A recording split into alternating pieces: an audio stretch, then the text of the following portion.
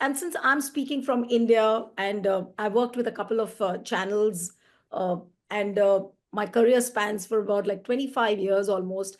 And time and again, and almost on a daily basis, we are discussing issues about communal hatred, about polarization, and how it's seeped deeply into politics. And that's very important. And I'll just give you a short lowdown of what's happening in India. And since we are talking about the interfaith harmony, and we are talking about global peace, now the latest event which is happening in India, through which India is trying to showcase interfaith harmony, is the Mahakumbh. And Mahakumbh is an event, which fosters harmony, where it encourages a lot of people from across the world to come over, take a holy dip in the river. And there is a myth or a perception, if I may say, that, if you take a dip in the river Ganges, all your sins are washed away. But I will not get into that, because there are several beliefs, whether you believe in it or not. But what is worrisome about an event like this, I guess, is that, the rampant politicization and the rampant communal atmosphere, which is also brewing side by side. And why I say this is that I just visited Allahabad. It's my hometown as well, and I visited there. And for many years I have been seeing this event, I have witnessed this event, but never this kind of a politicization, never this kind of a communal atmosphere has been witnessed. Now, when you are what I have come to know, I was talking to a few people last evening as well, which is India time. So last evening, when I was talking to a few people, what I'm told over there is that, the hawkers from the Muslim community, all of them have been asked to move out of Allahabad, at least till the time the Mahakumbh doesn't get over. Mahakumbh is a 45 days event, and there are various days when you go in for the holy dip, and these are called Shahi Snans. So on these particular days, and also, the Muslim community has been asked to stay away. Somebody was telling me that, the Muslim vendors have been asked not to work inside the Kumbh area. So why that? And if the main objective of an event like Mahakumbh is to promote an interfaith harmony, then the atmosphere should have been something else. But what has happened is that the Muslims have been asked to stay away. The entire town of Allahabad, or the city of Allahabad, if I may say, the entire city of Allahabad is painted with only the Hindu symbols. And my point is that why only Hindu symbols? If it is an interfaith, that's how the government is trying to project that event, that it's an interfaith event. And of course, they're playing a Hindu card through that as well. So that is why the entire city is painted with Hindu symbols. You will find kalash, you will find all sorts of diyas. Not that there is a problem with that, but then if you say that, if you call it an interfaith event, and this is how the government is trying to project, they are saying that it's a mega event which should showcase India's unity and diversity and its cherished values. And it also talks about inclusivity. So this is where, I find the dichotomy, that if you're talking about inclusivity, then why have you excluded the Muslim community from an event like this? Because across the world, people are coming and witnessing what is happening. And then there are these reports of how Muslims have been asked to stay away. Now, taking you away from the Mahakumbh, what is happening is the communal atmosphere which is brewing up in India really needs to be addressed. And I don't know what is the real solution to it, as far as you have a dispensation which is trying to promote this kind of an atmosphere. Look what is happening in Uttar Pradesh, where you have a chief minister like Yogi Adityanath. He's so brazen. He spells out his hatred for the Muslims. He makes no bones about the fact that Muslims are a community which need to be kept away from the society. And every day when we are raising questions that has the government really forgotten about this 20 crore people, they have no answers. There are narratives put out that, the dargah will be dug up. We'll try and look for a temple. What has happened in Bahraich, where the Muslim community is provoked, the Hindu cadres, they go near the mosque and they try and provoke the Muslim population. Bulldozers are being used to raise down the houses of the Muslims. So these are very concerning elements.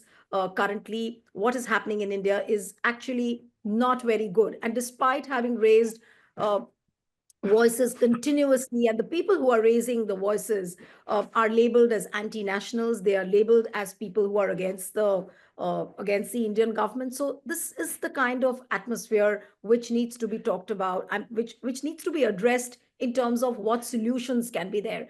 And so I'll just try and sum it up, whatever I have to say, and then now I'll ask Justice Katju to also talk about a little about Ibaadatkhana, its initiatives, what we have done, and what does he really have to say about this communal atmosphere. Over to you, Justice Katju. Thank you, Neelu, and uh, good evening to everybody in North America. Good morning to everybody in India and Pakistan. I would like to tell you about Ibaadatkhana.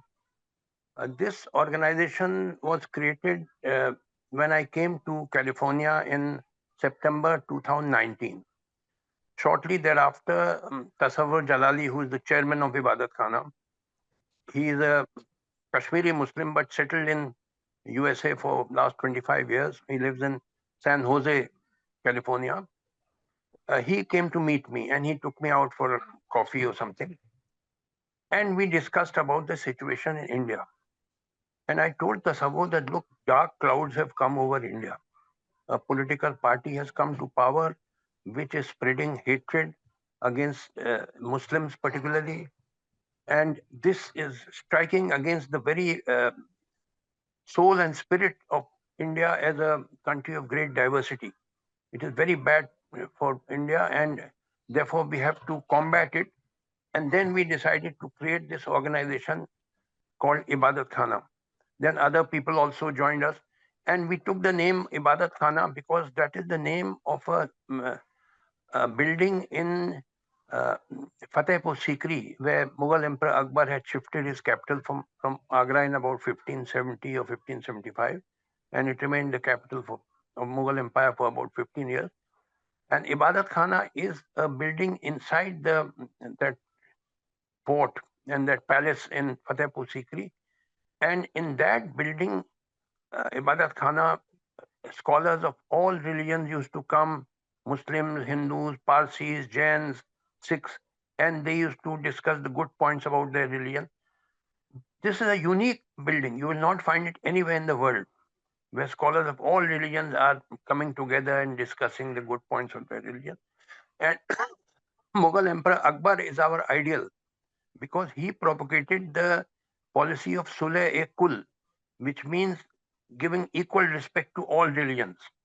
In Akbar's court, Hindus occupied very high positions, like Todar Mal was the finance minister of the Mughal Empire, Birbal and Mansingh were generals and all. He gave equal respect to all religions. And that is why the Mughal Empire survived so long, for 3 centuries, because it was inclusive. It took everybody together. So that Akbar realized that this is a country of great diversity. You have to take everybody together.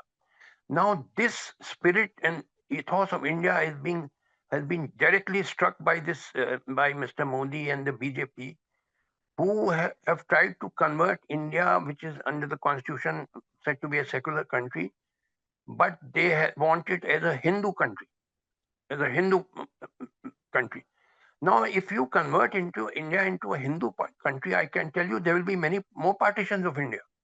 Why should people living in Northeast, like say Nagas, they are almost all Christians, and in many other northeastern states, they are Christians. They will say, thank you very much, but we are leaving India because we are not prepared to be treated as second-rate citizens. If India is going to be converted as a Hindu country, then all right, we are Christians, we are leaving, we will secede. Similarly, Kashmiris, they are mostly Muslim. They will say we will secede if India is going to be converted into a Hindu country. And Sikhs are demanding Khalistan. They will also get encouragement. So India will break up it will be balkanized. This is very, very harmful to India if you try to convert it into a Hindu country. So this has to be combated if we want to remain together, united. We have to be a secular country giving equal respect to all religions and follow the path shown by Mughal Emperor Akbar of Sulh-e-Kul. And then we started this organization, Ibaadatkhana, we held the first inaugural function, I think in December 2019. Kasab will correct me if I'm wrong, where up to 300 people collected together, and I explained the purpose of creating Ibaadatkhana as an organization to promote interfaith harmony.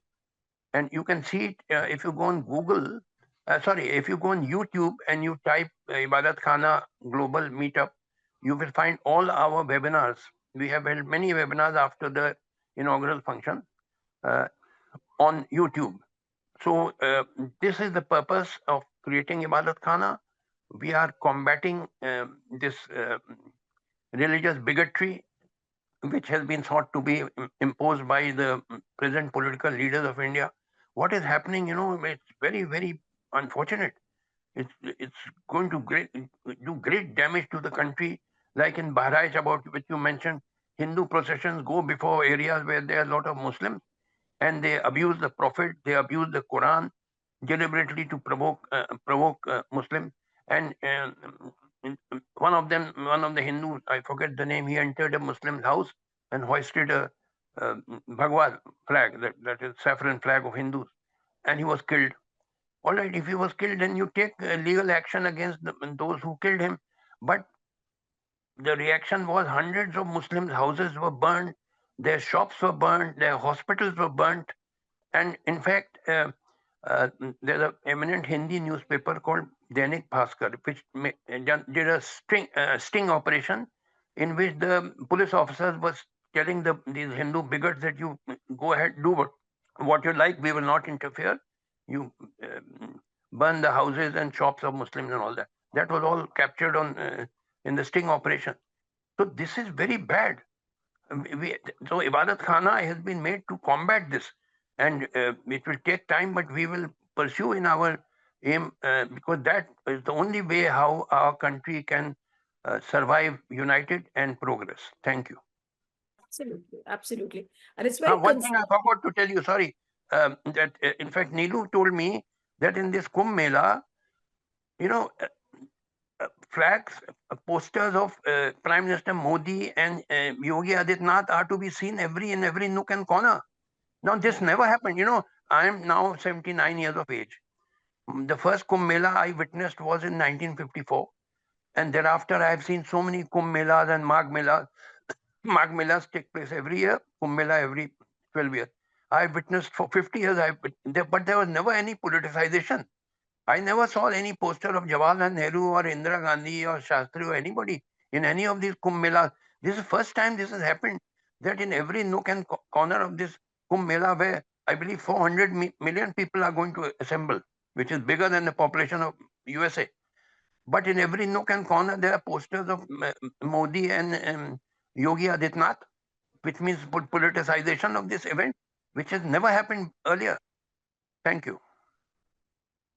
Absolutely. And you're absolutely right, Justice Katju, because it was very concerning for me as well when I saw so many posters of Yogi Adityanath and Prime Minister Modi, because there is an immense politicization of the entire event. And a lot of things have changed now. It's a commercialization of Mahakumbh, if I may call it, because they're trying to convert this Mahakumbh into some sort of a political gateway to the 2027 Uttar Pradesh elections. And that is why they are treating it as a big mega event where a lot of people have come in, and I guess there's going to be like a Dharm Sansad as well, where obviously the agenda of the RSS would be to, to continue with their hatred for Muslims. So that is something which is very concerning. There used to be a lot of people, from the lower middle class and the villages coming over all the way to attend Mahakumbh and take a dip. And this time the things have completely changed. Those poor people have not been allowed. What is happening is that from the different BJP states, the BJP governments from the states have been sending a lot of their own political workers, and which is why there is no space left now for these poor people who used to come, in queues and waiting to take a dip. So all that has completely changed, and then to rampant politicization, commercialization, and along with that, the communal tone that look, there is no place for Muslims. So this is something which is very, very disturbing. And now I'll come to Senator Mushahid now. Senator Mushahid, what would you really say to the polarizing atmosphere which exists?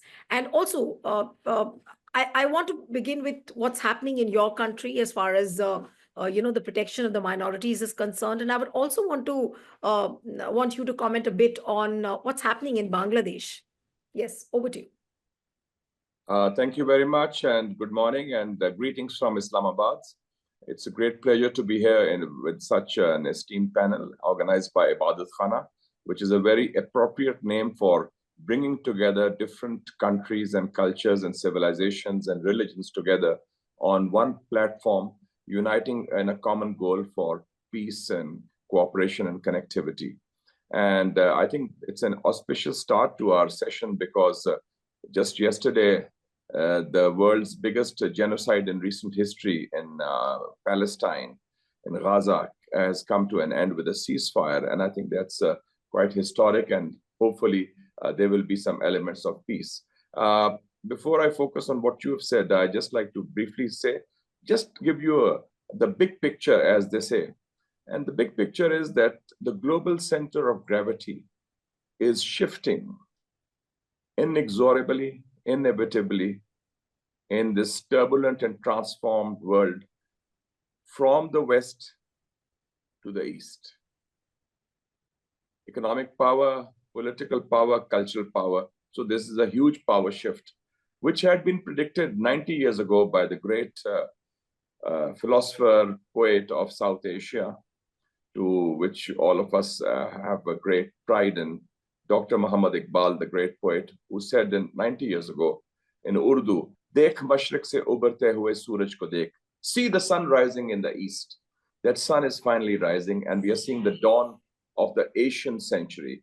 And I think that India, Pakistan, other Asian countries should be part of that dawn, because this is a historic shift, which means that the world is becoming multipolar, multicultural, multi-religious, requiring a multilateral response, and the era of any single superpower or so-called sole superpower has come to an end.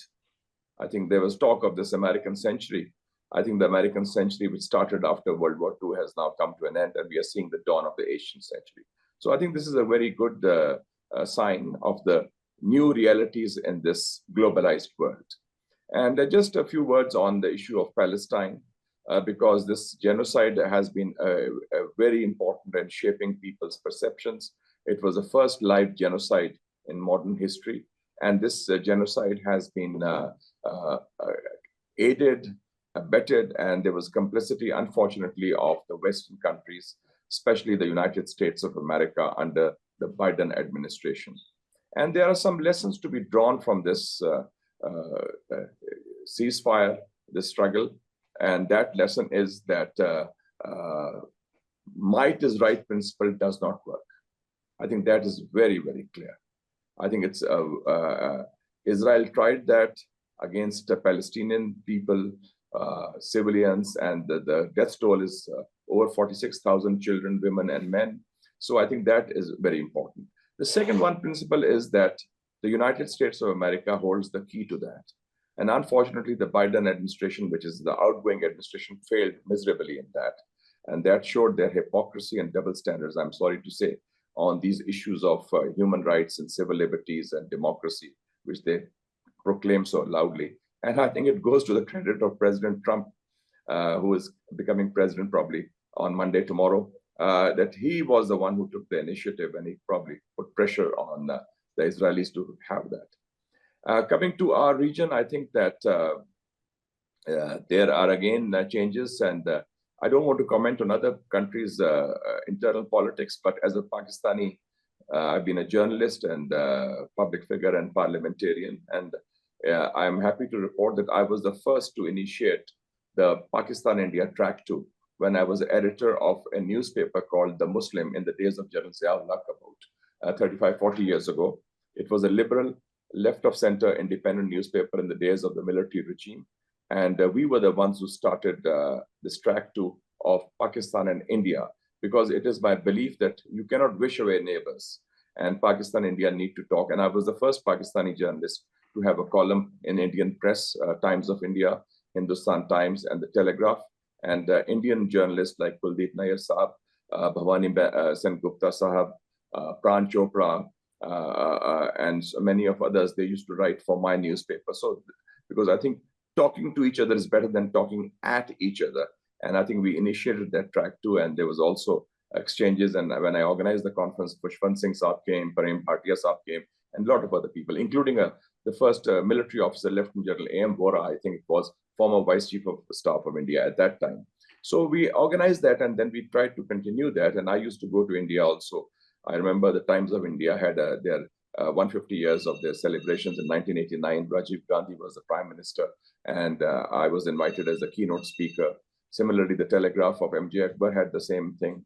I was invited, and I was the first Pakistani journalist to interview at that time Mrs. Indira Gandhi, and also Rajiv Gandhi, and other leaders who subsequently came. And when Vajpayee Saab came to Pakistan in 1999, I was Minister for Information, Culture and Tourism, and I was his minister in waiting as a protocol minister. So I feel that Vajpayee Saab was probably one of the greatest statesmen of South Asia, I think, who had what I call the Nixonian vision to have the larger picture of peace with Pakistan, peace in the region, a solution of Kashmir issue, and so forth. So I think that, unfortunately, now it seems that the government in India has an ideological foreign policy towards Pakistan and towards some of its smaller neighbors, and that is causing problems, because this is the first time, at least in my lifetime, that there's absolutely no communication between Pakistan and India at the people-to-people level, at the non-governmental level, and frankly, even at the government level. It is just a formality of, tit-for-tat criticisms. So I think this abnormal situation has to be turned around. And we should also understand that there are reactions. Every action has reactions. If something happens in India, it has a certain consequence in Pakistan. And there are extremist elements in both countries. They are, I would say, they are not the norm. They are the aberration. And if, for example, if the Babri Masjid is torn down or attacked on 6th of December 1992, then there are consequences here also. It gives fuel to the flames of extremism and bigotry. So I feel, but there's one important difference in Pakistan. I think there's been a change that India bashing does not sell politically in Pakistan. In the recent elections, or the last few elections, India has been a non-issue in Pakistan. Nobody talks about India. There were domestic issues, yes. Yes, anti-Americanism, yes, especially after 9/11, but not any anti-Indianism. Conversely, in India, regrettably, Pakistan bashing and Muslim bashing still sells and gets votes. And I think that is a qualitative difference, and I think we should be on the watch out for that. And I would say that more communication, more contact, more interaction, and exchanges of visits. I remember when I was the information minister, we had free exchange of Indian journalists. People would just say, whether it's Tavleen Singh or Barkat Dr. Kuldeep Nair, just call me on the telephone. Mushahid, we want to come to India, to Pakistan from India day after tomorrow. I said, tomorrow, just go to the High Commission, you'll get the visa stamped. No security clearance, no nothing. So that should be the interaction. And we had that, and unfortunately, this is an abnormal situation. Now, given that context, there is a reaction, not just in Pakistan, but in the region. Now, you have seen that there had been changes of government in South Asia. Bangladesh, I think there has been a student revolution, and there was I would say it was popular, indigenous, widespread, and spontaneous against the one-party regime of the former Prime Minister Hasina Wajid Saiba. And that regime was seen as being inextricably intertwined with New Delhi, too closely linked. And I think that they call it now the second liberation, at least that's what they say. And it seemed that there was a reaction to that. Because you see, South Asia, our political culture is, we are not like Egypt, Sisi, or any African country. There is a tradition, and I think perhaps because of the British or whatever, of rule of law, of a culture of resistance, of a culture of defiance. I've seen military regimes. I've been a political prisoner myself also in the past, without any charges, by the way, and I was declared a prisoner of conscience by the Amnesty International. We have faced those, but these people stand up and people resist. And India also, there was an emergency. People stood up, they fought, and they defeated Mrs. Gandhi in the elections. So here also there's a culture of resistance, culture of defiance. For example, I do not belong to the PTI, the Imran Khan's party, but I was the first to speak in Parliament saying that Imran Khan is a political prisoner and he should be released. And all political prisoners should be released. And there should not be persecution of any one party. Because I think we should take a principled approach on politics. Up to after this verdict which came where sentencing of Imran Khan has been done like for 14 years now. What is the kind of reaction in your country? And what about this entire fight for democracy? Where is it really headed to? I think one should be very clear that legality and popular legitimacy are mutually exclusive. True. The convictions come and go. Previously, Prime Minister Mr. Bhutto was hanged by the Supreme Court. The day General Zia died, the elections were held, his party came to power. And that thing was nullified. Mr. Nawaz Sharif was also disqualified and said that, and convicted, and that conviction has been set aside, not by the court, but later on by the court, but also by the ballot box. So I think the power of the people, in my view, is paramount.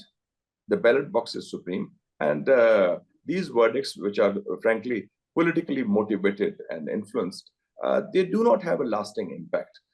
Look at your own country. You are, as we are speaking today, and you have in the United States of America, Donald Trump, who is a convicted felon, by the way, a convicted felon. So, and he is going to become, on Monday, 20th of January, the 47th president of the United States, with 34 other charges, which are still pending, by the way, because he's president, he has immunity. So what does it matter? The people still voted for him. 77 million Americans voted for him. They said, okay, this is the charges, this is the conviction, we don't care. So I think that is, for politicians, the ballot box is paramount. And in Pakistan, I think there's a very vibrant, very open, very democratic democratic ethos. Unfortunately, the main problem, in my view, is that the political parties, the political forces, do not have the rules of the game among themselves.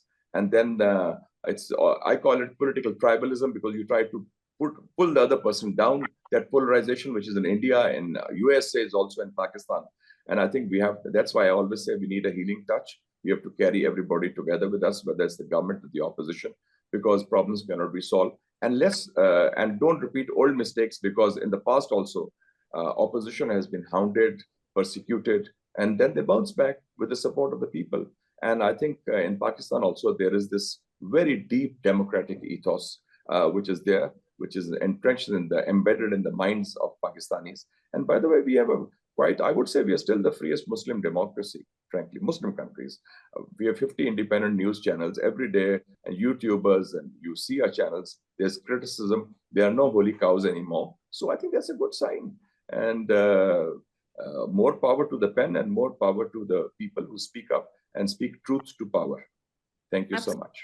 Absolutely. Wonderfully said, Mushahid. And democracy and, this pursuit for peace, I guess this is a common thread amongst all the nations. But I just wish that, the political parties would have just respected. Political parties would have thought that, the ballot boxes are supreme. Judiciary would have played the role. But these are like, if wishes were horses, you could ride on them. Well, the American Supreme Court has just banned TikTok. Can you imagine that? So they talk of free speech. They've banned TikTok because it's supposed to be Chinese on national security grounds. So this is in the United States of America, the world's so-called greatest democracy.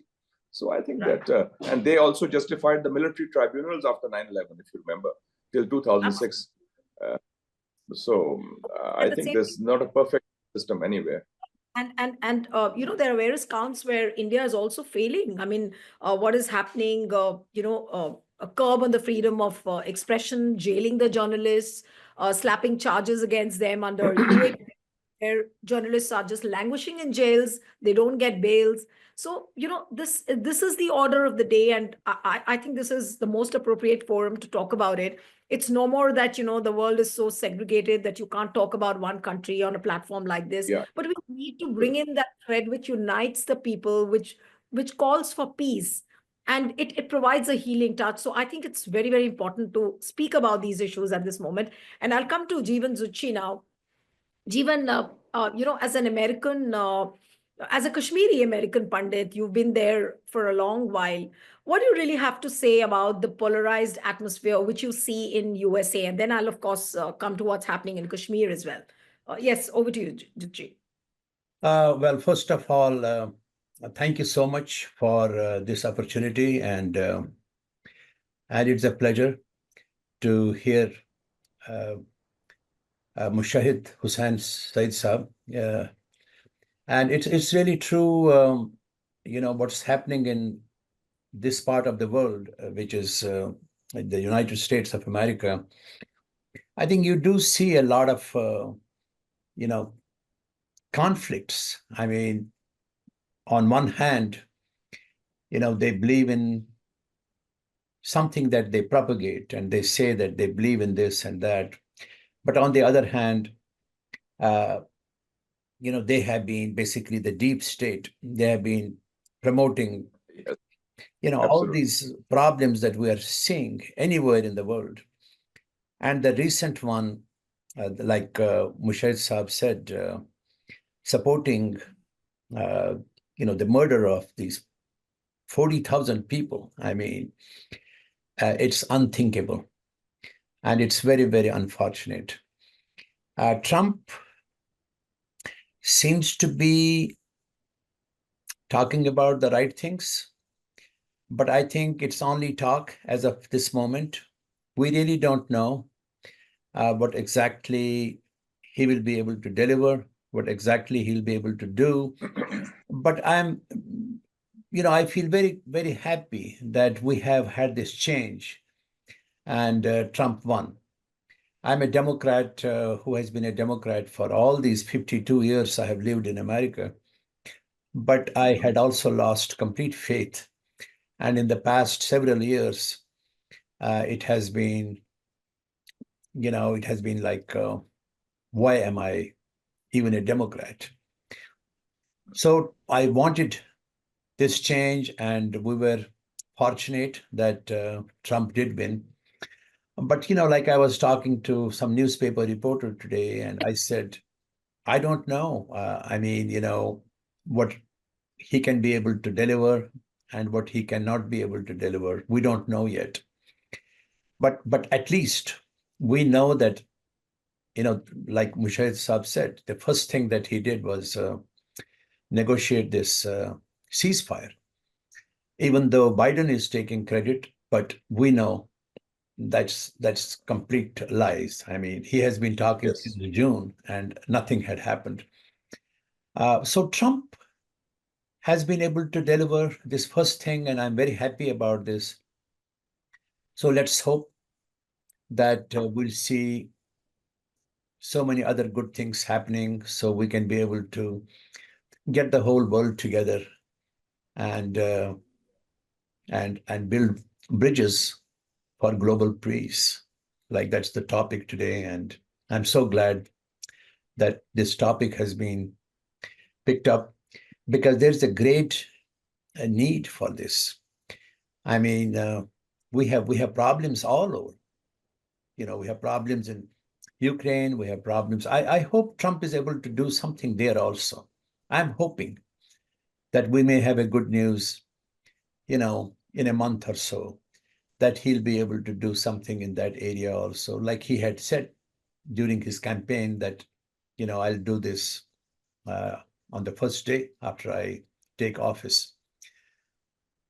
So let's hope that, all these things are behind us. And Can I just interrupt you? Because with Trump taking over as the 47th president of United States, there are not, I wouldn't say there are rumors, but of course, very strong murmurs about oligarchy, about which President Joe Biden also spoke in his farewell address. And that's a very concerning thing. And then again, this is a common factor which you see in India and what you see in America. India, you have an empire called the Gautam Adani Empire, which is almost like, a glue to the government, and which is why the institutions are collapsing. Judiciary seems to be collapsing, media seems to be collapsing because of this one particular corporate group which has monopolized. And are you not seeing a similar kind of a thing? I don't want to sound very pessimistic at this point of time, but is this oligarchy or the roots of oligarchy now, which you see in America, is it going to be a very concerning factor for America? I really don't believe that it will be an issue. I do understand, we have some of these billionaires, but I see something good coming out of it, because there's a difference. All said and done, there's a difference between India and America. I mean, the thinking itself is completely different, and I don't think that that we'll have those kind of problems that Biden was referring to. I don't believe. I think we should be positive. We should be positive, and I personally, I don't know, but my gut feeling is that we're going to see some good changes coming. Which definitely I see are coming. Okay, so I'll come to Justice Katju again. Justice Katju, what do you think should be the strategy, to bridge this divide and promote some constructive, dialogue in today's polarized atmosphere, whether it is America, whether it is India, whether it is Bangladesh, whether it is Pakistan? What do you think should be the constructive strategy at this point of time? Yes, Justice Katju. See, I cannot speak about other countries, but I can speak about India, that there is great need of an organization in which there are all communities, Hindu, Muslim, Sikh, Christian, everybody, all joining hands together and launching people's struggle against these attempts by politicians, not just BJP, others also, to polarize society on religious and caste lines and spreading hatred in order to get votes. These politicians in India, they have no genuine love for the people. They only want power and pelf, for which they polarize society and spread hatred. So there's need of an organization to combat this. A people's organization in which there are people of all communities and led by modern-minded patriotic leaders who are not to be seen today, but I'm sure they will emerge in the future. Because whenever any country is in distress or a crisis, then history has shown that nature throws up patriotic, selfless leaders who lead the country forward. Like, for instance, when there was the American War of Independence against British rule from 1775 to 81, then George Washington and Thomas Jefferson and all these great patriotic persons, they emerged. Or in England, when there was a struggle in the 17th century between king and parliament, and Oliver Cromwell and Hampden and Pym and all emerged. So I'm sure great leaders will emerge in India, but as yet they are not to be seen. We have to wait till this happens. Thank you. Yes. I'll come to Mushahid now. That Mushahid, I also wanted to speak to you about, the religious persecution of the minorities in your country, and what are the solutions? I'm talking more about solutions as to what solutions can come up, to foster unity, and especially in South Asia, because people start quoting countries that, look, this is what is happening in Pakistan. Look, this is what is happening in India, and it's a reality. It's happening, and it's happening. And everyone is watching helplessly because there are certain reasons because of which this binding together of the people is not happening the way it should have. So what do you think? How do you think can you really bridge the divide? Should there be some kind of a regional collaboration which encourages all this? What is the view according to you? I think I would like to make a distinction between religious persecution of minorities in India and Pakistan, respectively. there's a qualitative difference. Sadly, in India, under the Modi regime, it is state sanctioned. And also it is celebrated by the ruling party, especially the RSS, which incidentally is going to celebrate its 100 years this year. It was formed in 1925, inspired by Mussolini's fascism in Italy, and it is celebrating 100 years this year, 2025. So there is a state sanction or official sanction in terms of statements, in terms of actions, in terms of aiding and abetment. In Pakistan, it is not state sanctioned. It is aberration by extremists, religious extremists who are there, and they are Muslim extremists, they are other extremists, and unfortunately, and the state takes action on that, whether it's against the Hindus, and mostly in Sindh province, and Christians in other parts of Pakistan. So I think that, and people like myself, for example, in my party headquarters, I've been Secretary General of the party also. I've been celebrating all the holy days of all religions, well as Holi, Diwali, Lord Buddha's birthday, Christmas, Easter, because and also Guru Nanak Ji's birth anniversary, and the Kartarpur corridor is a living testimony to that interfaith harmony. So I think that it's important to show that respect at the official level. It's not an issue of majority or minority, because the Pakistani flag has the green color, which is for Muslims, and the one section is white, which is for the non-Muslim Pakistanis. So having said that, I think that's extremely important. You said institutional mechanism. Actually, there is already, in 1955, there was what is called the Liaquat-Nehru Pact, which was there in Prime Minister Liaquat Ali Khan of Pakistan and Prime Minister Pandit Jawaharlal Nehru Sahab of India. They had this pact on minorities, and unfortunately, it was not implemented. And I've seen that during times when there is a better relationship between India and Pakistan. I think it happened under Gujral Saab's time. It happened under Vajpayee Saab's time and other areas. This kind of interaction was there, and that kind of bigotry was less so. It wasn't apparent. So I think that it is also linked, frankly, with Pakistan-India normalization, because when we start attacking each other, ipso facto, it develops, unfortunately, communal color. It gives room and a voice to extremists to bash each other up. And I think that should, and then of course, there are recurring issues. Abhi wo Kashmir ke our friend was talking about the Kashmiri Pandit. We know what has happened there. 1990s May, Governor Jagmohan was there. There was eviction of Kashmiri Pandits, and people in Pakistan have condemned that also. But at the same time, people have also said that the Kashmiri people, majority of them, have been denied their basic fundamental rights, including the right of self-determination, which is enshrined in the UN Charter. So I think that these are issues that need to be discussed across the table. There are no solutions. After 1998, when India became a nuclear power and Pakistan became a nuclear power, I think the option of war and a military option is no longer there. Of course, there are sometimes attempts to bully or browbeat, but we should know that after Palestine, what has happened when Hamas is still standing firm despite the battering by Israel, that size does not equal strength. And by the way, one other thing I like to say, in Pakistan, I'm one of the few people in Pakistan who publicly supported and predicted. I was the only one who predicted that Trump will win the election. And I said, Trump is a good person, better than Biden, because Trump is not that hypocritical like this. Frankly, these liberal Democrats in America, they've shown this, they've been exposed. And at least Trump is not a warmonger. He's not a cold warrior.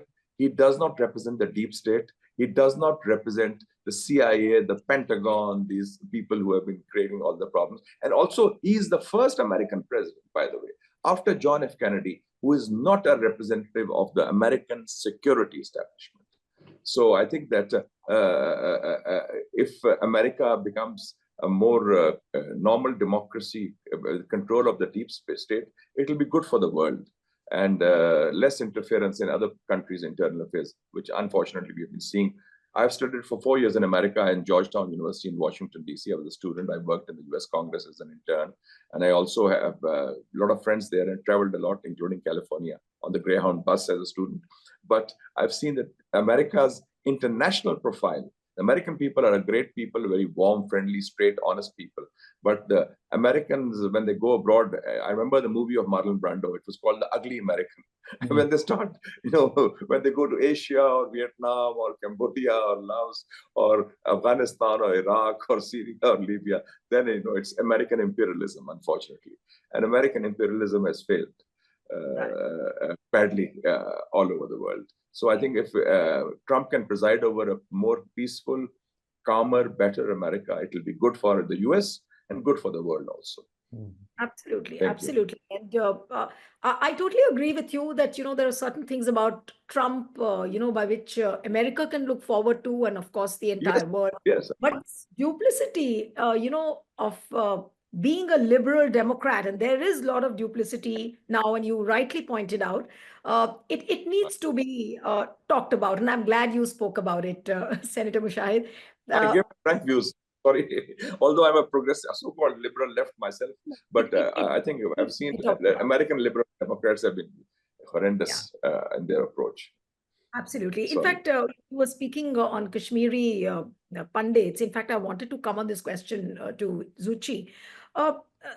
Regarding the resettlement of the Kashmiri pundits, Jeevan, what role do you actually see as a political activist? Because you're a political activist as well. You're involved in advocacy programs. How do you really ensure their safe return, to their homeland?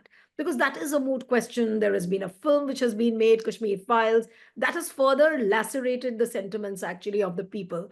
And, the films which were supposed to be used as a soft power to project, before the people that, look, there are certain things which can be done rightly.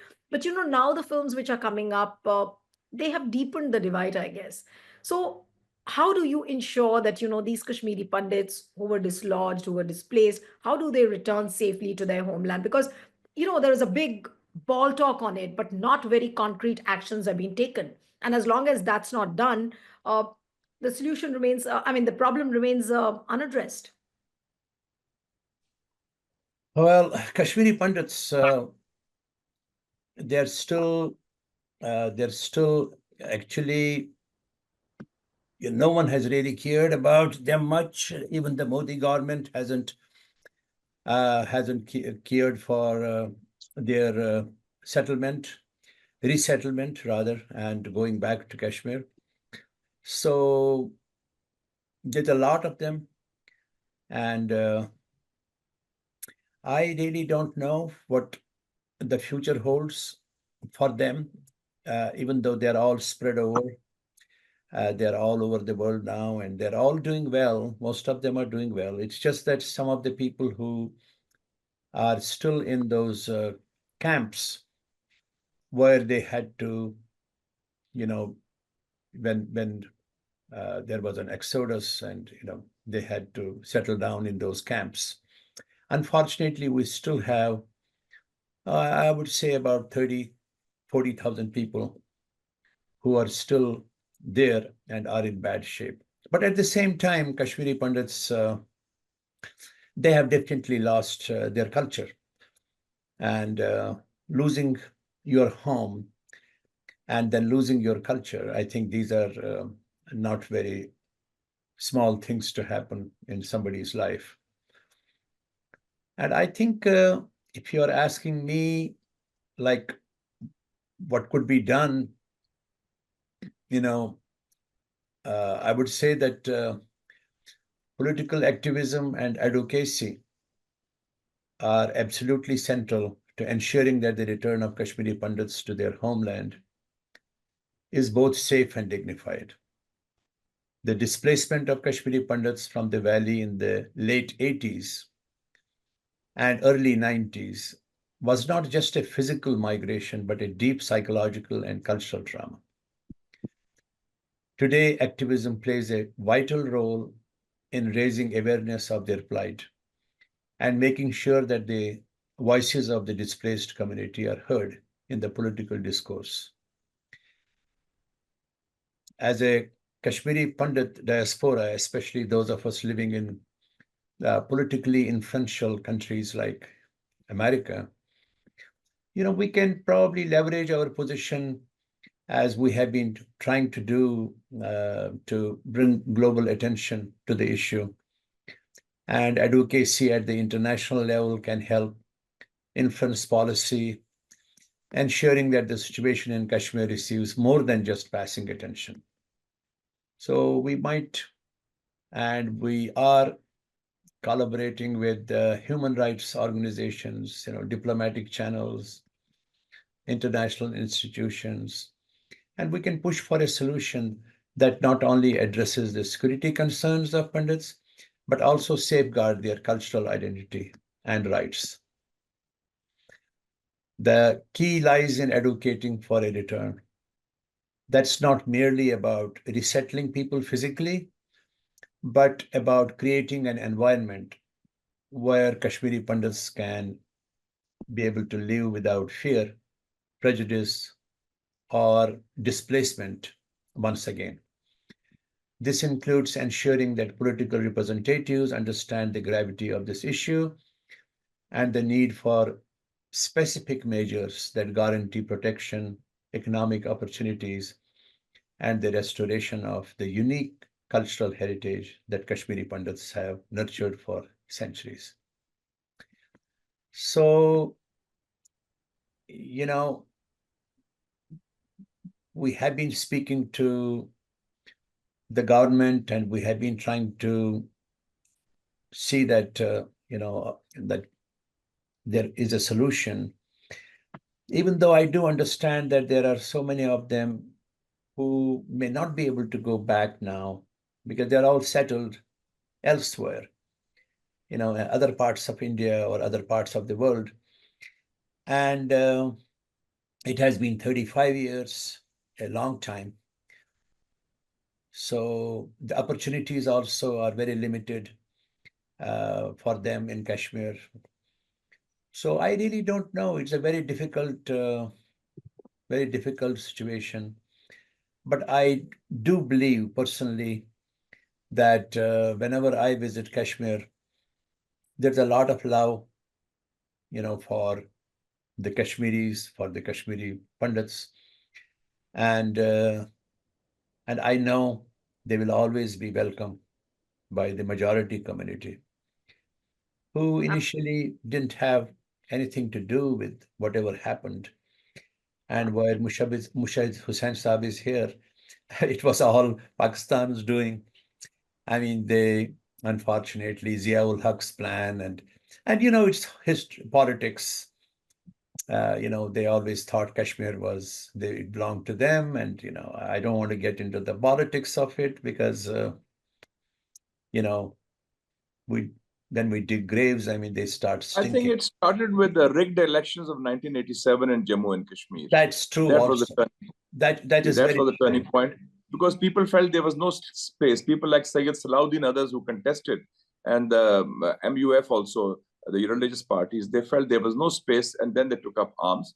And I think we should accept that unsolved problems have root causes also. That is very true. We can't put everything no doubt about it.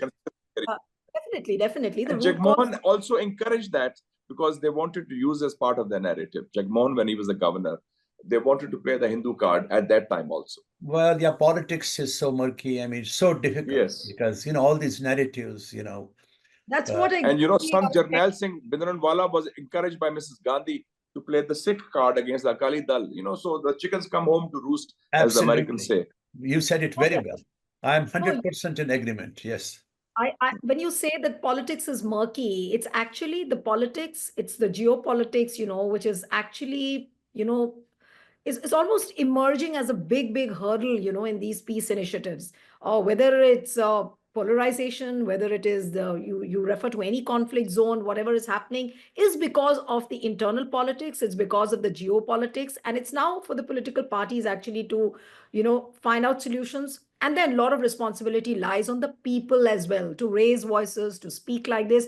I would just request Justice Katju now to give a concluding note, and then we'll end this webinar. Yes, Justice Katju, over to you. I just want to add that I want to invite Justice Katju whenever convenient to visit Pakistan.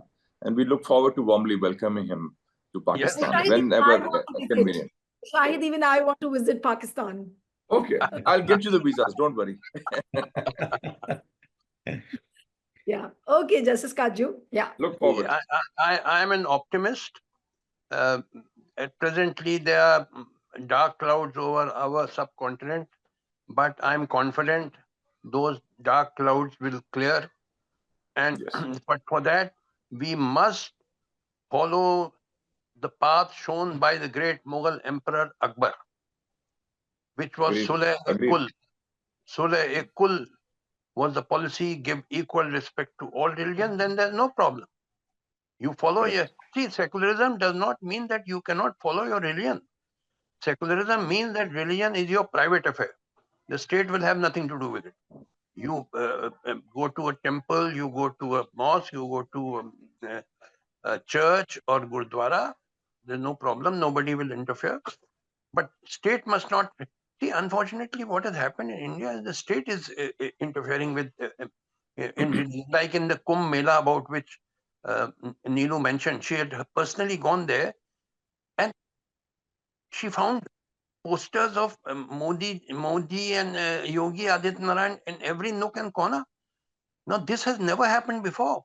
I've been witnessing Kumbh Mela and Magh Mela from the age of 8 years in 1954 when I witnessed the first Kumbh Mela. I was 8 years old, I remember. And after that, many Kumbh Melas I saw, but there was no poster of Jawaharlal Nehru or of Shastri or Indira Gandhi or any politician. What used to happen was people used to bathe in the morning, and from afternoon, religious discourses by saints and sadhus from various parts of the country used to take place on Ramayana or Mahabharata or Gita or something. But there were no political posters and no politicization. This is the first time it has happened, which is against secularism. This is what I object to. You practice your religion, no problem, but state should not have anything. This is what, see, the great Mughal Emperor Akbar himself was a practicing Muslim, but he gave equal respect to all religions. You practice your religion. Sulh-e-Kul is the way out for the Indian people of the Indian subcontinent. Mughal, that's why I've said the father of the Indian nation is not Gandhi, it is Mughal Emperor Akbar. And he is Justice the father Katju, of. you're giving an opportunity for all the trollers now. Mahatma Gandhi is not the father of the nation. He's not. I'm saying Mughal Emperor Akbar is the father of the Indian nation because he gave equal respect to everybody. Okay, so quote unquote, that's Justice Katju saying that father of the nation is not Mahatma Gandhi. All right.